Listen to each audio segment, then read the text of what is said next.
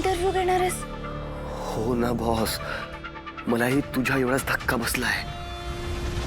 Boss मला कळत नाहीये मी काय करू. शांत हो, शांत हो. मला कळतंय आता तुला काय वाटत असेल ते, पण घाबरू नकोस. मी सांगते ते व्यवस्थित ऐक, ठीक आहे? तू एक UPSC रँकर आहेस. माझ्यापेक्षा जास्त चांगले मार्क होते तुला परीक्षेत, हो की नाही? आणि सामाजिक विषयांवरचा तुझा व्यवस्थित अभ्यास आहे.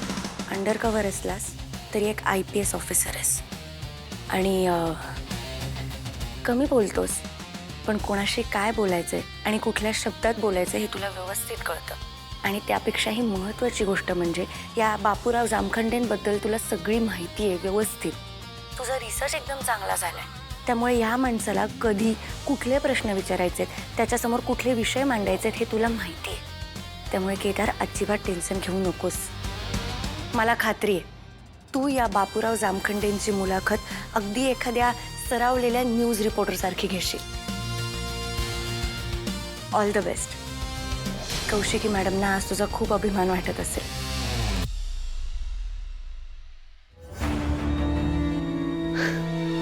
काय काय काय काय काय आजचा इंटरव्ह्यू तुझा नवरा घेणार आहे, बापूराव जामखंडेंचा. हो. त्याची लायकी आहे? खरं सांग, जमणार आहे त्याला? हा, आता मुलाखतीत कळेलच ना ते. आणि तुम्हाला काय एवढा त्रास होतोय युवराज भाऊजी? भीती वाटतेय का तुम्हाला कंपनीतली तुमची जागा केदारला मिळेल याची? थँक्यू. काय झालं? अजून बरं वाटत नाहीये का? नाही आपण हॉस्पिटलमध्ये जाऊया. यांना प्लीज हॉस्पिटलमध्ये घेऊन जा ना. Kedar, I am okay. आता इंटरव्ह्यू मी करतोय ना, तुम्ही प्लीज यांना घेऊन जा. मला इथे थांबायचंय तुझ्यासाठी. मला इंटरव्ह्यू स्वतःच्या डोळ्यांनी बघायचं. प्लीज. कॉस्ट्युम ट्रायलची तयारी कुठपर्यंत आली बघतेस? हां, मी बघते. कॉस्ट्युम ट्रायल करून घेतोस प्लीज? हो. लागलं तर सांगा. I am okay.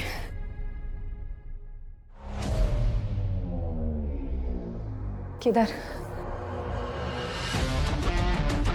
ताई, ओके. टेन्शन आलंय तुला? अजिबात टेन्शन घेऊ नकोस.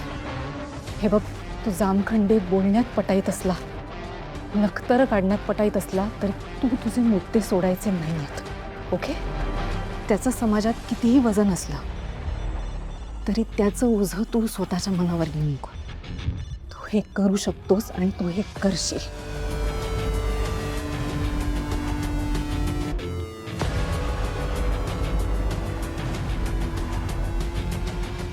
नो इकडे नव्हतेस.